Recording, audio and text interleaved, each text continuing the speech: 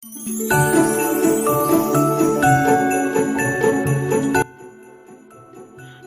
everyone, what's up? And you are watching Caterpillar Network, and right now I'm gonna give you tips and ideas on how to make a Christmas background for photo shoot, for Instagram posts.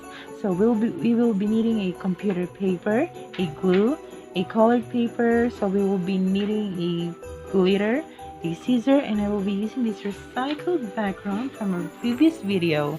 Okay, so grab your materials and let's start.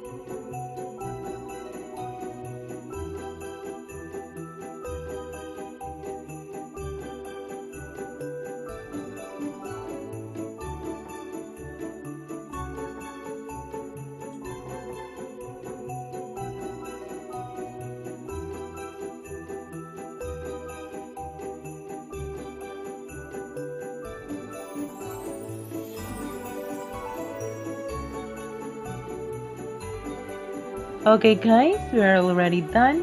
Thank you for watching our video. Don't forget to give us a thumbs up, and you can follow us on Instagram at Caterpillar Network. And of course, don't forget to subscribe.